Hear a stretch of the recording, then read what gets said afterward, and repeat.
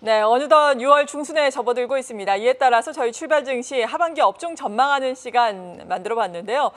오늘 이 시간은 방산, 우주, 항공에 대해서 애널리스트 모시고 자세한 전망 들어보겠습니다. 이어서 6월 18일 화요일에는 은행 업종에 대해서 알아보겠고요. 6월 20일 목요일에는 자동차주들, 오늘 또 현대차 52주 최고가 경신하고 있죠. 업종에 대한 전망 들어봅니다. 신재생 유틸리티와 관련해서 최근에 관심이 높아지고 있는데 6월 27일 목요일에 하반기 이 업종에 대한 전망 들어보는 시간 마련을 했으니까요. 계속해서 기대를 해주셔도 좋을 것 같습니다. 오늘 이 시간은 방산, 우주, 항공 쪽에 대해서 신한투자증권의 이동헌 연구위원 모셨습니다. 어서 오세요. 안녕하세요. 네. 사실 방산, 우주, 항공 쪽이 상당히 핫한 섹터였는데 요즘에는 약간은 특히나 2분기 들어서 좀 쉬어가는 양상이잖아요. 먼저 특별한 원인이 있을까요? 네, 연초부터 이제 수주에 대한 기대들이 많았었고요. 네.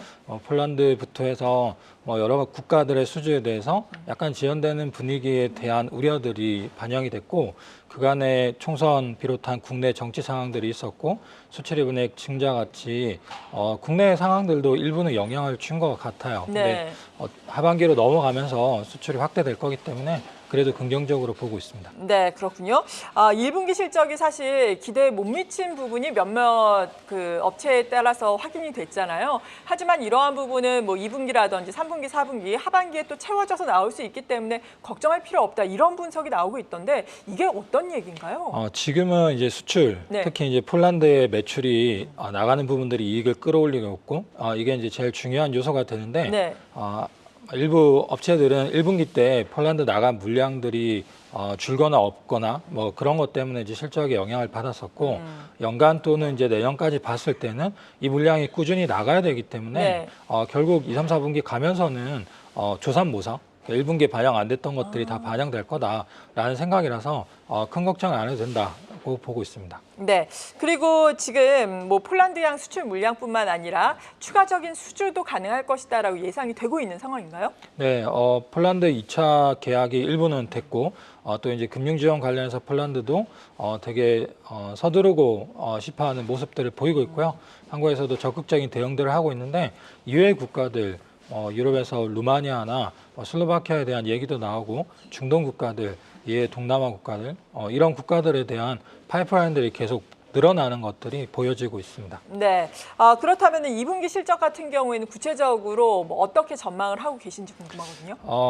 일단 이제 폴란드 수출이 원활히 진행되고 있는 현대로템 같은 업체는 실적 괜찮을 것 같고요. 네. 하나에어로스페이스도 1분기에 미뤄진 것들이 반영되기 때문에 괜찮을 것 같고, 한국항공우주 같은 업체는 폴란드 나가는 게 지금 많은 상황은 아니라서 아주 놀라운 실적은 아닐 것 같고, 이외에 LIG 넥스원이나 하나시스템 같은 경우에도 시장이 예상하는 정도의 실적들은 나오지 않을까 이렇게 보고 있습니다. 네, 현대 로템 그리고 하나 쪽을 상당히 긍정적으로 보고 계신데 우리나라 방산업체들이 이렇게 수주면에서 선전을 하다 보니까 해외 방산업체들의 견제도 좀 있다 이런 얘기도 있던데 구체적으로 방산업계의 글로벌 현황은 어떻습니까? 네, 분명히 없지 않아 있습니다. 네. 특히 유럽 같은 경우에는 나토에서 물자를 개발하고 조달하는 걸 우선시하자라는 분위기가 있고, 실제로 영국에서 자주포 사업을 경쟁하는 과정에서 하나에어로스페이스가 탈락하는 뉴스도 나왔었는데요. 이런 부분이 걱정이 되는 건 맞지만 네. 그래도 괜찮다고 보는 거는 당장의 나토 유럽이 무기를 개발하고 양산을 해가지고 바로 적용하는 데까지는 상당한 시간이 걸릴 거기 때문에 당장 무기가 급한 국가들 입장에서는 한국산 무기를 선호하면서 당분간은 수출이 확대되는 기조로 갈 테고, 이런 레퍼런스들이 계속 이어져 갈 거라고 보는 게 지금의 상황입니다. 네, 무기 수출과 관련해서는 앞서서 말씀해 주신 것처럼 폴란드라든지 뭐 루마니아 이쪽 얘기가 많이 나오고 있고 최근에는 또 중동 쪽 모멘텀도 있는 것 같고요. 그리고 앞으로는 미국발 모멘텀도 기대를 해볼 수 있다라는 부분인데 기대치가 지금 어느 정도나 됐는지 궁금하거든요. 네, 유럽, 중동은 이미 이제 어느 정도 수출이 되고 있고, 네. 그 수출한 국가들이 또 마케팅 효과를 나타내고 있어서 주변 국가들로 이제 계약이 퍼져가고 있는 상황 이 되고요. 미국 같은 경우에는 지금까지 수출이 한 번도 없었어요. 네. 첫 수출이 어떤 계약일까를 보고 있는데 LIG 넥스원의 비궁 프로젝트라든지 한국항공우주의 고등훈련기 사업 같은 게 첫 번째 프로젝트가 될 것 같은데 네. 올해 될지 안 될지는 모르겠지만 여러 가지 테스트를 넥스원 측에서는 하고 있고 이게 이제 긍정적인 결과로 도출될 것 같고 이 방사는 아니지만 조선업에 대해서도 네. 군함이나 그 MRO 비즈니스 이런 맞아요. 것들이 미국에 지금 협의가 되고 있는데 네. 이것도 이제 긍정적인 결과를 가져올 것 같습니다. 네, 말씀하신 것처럼 미국의 군과 관련해서 방산이라든지 또 조선 쪽 MRO 쪽과 관련해서 타임 스케줄이 좀 나온 게 있는 건가요? 어떻습니까?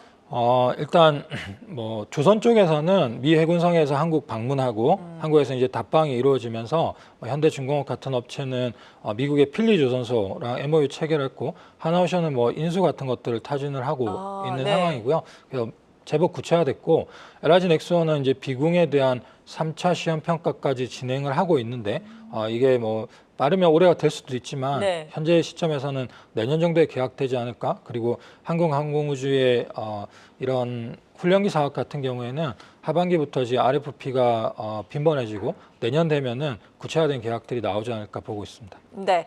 그런데 미국 같은 경우에는 하반기에 또 대선이라는 변수가 있잖아요. 이 대선 변수가 혹시 군과 관련돼서 이러한 방산과 관련돼서 영향을 미칠까요? 일부 영향은 있을 수 있는데 미국은 역사가 이제 오래됐기 때문에 네. 방산업이 정치랑 많이 분리되어 있고 계약들에 대해서는 정치가 미치는 영향들이 크지는 않다고 보고 있습니다.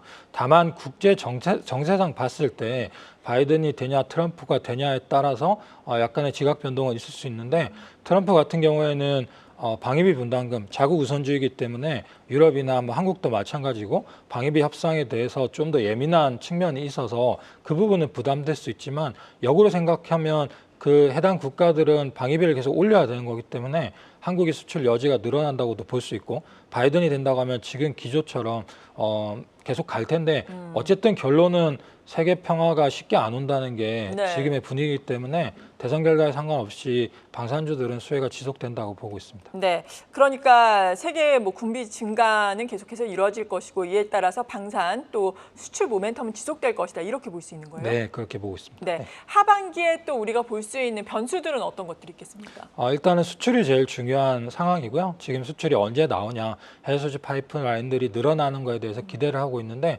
이런 국가별, 업체별 수주를 제일 중요시 보고 있고 지정학적 리스크, 이스라엘 하마스 전쟁이 이제 계속되고 있고 러시아 우크라이나 전쟁도 지속되고 있는데 이런 분위기가 어떻게 가고 있는지 또 상황에 따라서는 이런 지정학적 리스크들이 좀 확산될 우려가 있는데 그런 부분도 주목해서 보고 있습니다. 네, 이에 따라서 이 방산 시장에 대해서 격화되고 있는 안보 무질서, 확대되고 있는 수출 라인업이라고 또 타이틀을 적어주셨네요. 네, 맞습니다. 네, 그런데 내수 대비해서 수출의 부가가치가 현저하게 높은 건가요? 어떻습니까?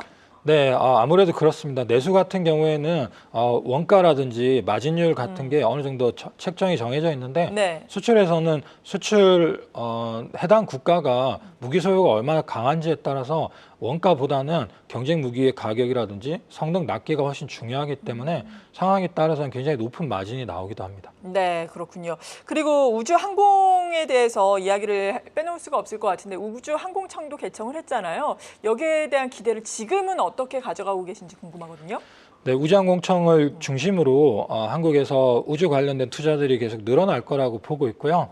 관측위성이나 통신위성 같은 분야들도 계속 확대가 되고 있는 상황이기 때문에 관련주들을 유망하게 보고 있고 한국에서는 특히 방산업체들이 이 우주랑 연계가 많기 때문에 방산주 중심으로 보는 것도 괜찮다고 생각이 됩니다. 네, 이제는 또 종목에 대해서 자세하게 궁금증을 해소를 해보겠습니다. 일단은 탑픽 종목은 어떤 걸로 꼽고 계세요? 네, 한국항공우주가 탑픽이고요. 현대로템도 같이 좋게 보고 있고 네. 이 부분에 대해서 이제 수주가 확대된다는 측면에서 하반기에 이제 이 종목들을 주목하고 있습니다. 네, 한국항공우주의 투자 포인트는 어떤 것들이 있는지 지금 목표 주가 같은 경우에는 72,000원을 주고 계신데 보다 자세하게 설명을 좀 해주신다면요. 네, 일단 수주가 늘어나는 상황인데 UAE나 이라크 같은 지역들의 수리온, 헬리콥터 수출이 이제 협의가 되고 있고요. 네. 유해 대통령이 이제 한국에 방한을 하고 갔는데 계약이 안 나와서 약간의 실망감들이 주가를 끌어내렸는데 계약은 원활히 잘 진행되고 있는 것 같고 연내에 이런 수주들이 부각이 될 것 같고요. 차세대 전투기 KF-21이라는 그 한국형 전투기 사업이 이번 달에 아마 국내에서 계약을 할 것 같아요. 여러 가지 수주들이 부각이 될 거라고 보기 때문에 한국항공우주 긍정적으로 보고 있습니다. 네, 현대 로템은 목표 주가를 한 52,000원까지 주고 계시거든요. 현대 로템의 모멘텀은요? 네, 로템은 이제 폴란드 수주가 또 2차가 있을 것 같고요. 루마니아 계약도 될 것 같고 실적이 2분기부터 이 폴란드 나가는 물량들이 늘어나요. 네. 그래서 올해나 내년에 이 물량 늘어나는 걸 생각하면 2분기부터 현재의 실적이 좋아질 거기 때문에 실적이나 수주에 대한 모멘텀을 보고 있습니다. 네, 그리고 또 LIG 넥스원, 하나 에어로스페이스도 괜찮게 보고 계신 걸로 알고 있거든요. 각각의 이슈는 어떤 걸로 보고 계신지 궁금합니다. 네, 주가가 많이 오르긴 했지만 여전히 좋다고 보는 이유는 LIG 넥스원은 미국의 고스트 로보틱스라는 로봇 업체를 인수를 해서 이제 방산에 접목을 하려고 하는데 미국에서 이제 승인만 나면 되는 상황이에요. 진행이 네. 많이 됐고 이게 연내에 좋은 포인트가 될 것 같고요. 하나에어로스페이스는 1분기 때 앞서 논의한 것처럼 이제 밀렸던 프로젝트들이 2분기 때 반영되어 갈 테고 하나가 여러 가지 뭐 우주 사업부터 해서 이 방산 수출 같은 거를 하나에어로스페이스를 중심으로 하고 있는데 이 부분들이 그룹사에서 에어로의 수혜로 이어질 것 같습니다. 네, 방산과 오늘 우주 항공에 대해서 애널리스트 모시고 자세한 하반기 전망 들어보는 시간, 탑픽 종목까지 알아보는 시간으로 마련을 했습니다. 오늘의 시간 신한투자증권의 이동헌 연구위원이었습니다. 감사합니다. 감사합니다. 계속해서 다양한 경제 이슈를 알고 싶다면 구독과 좋아요, 알림 설정 부탁드립니다. AI 캐스터 권미정이었습니다.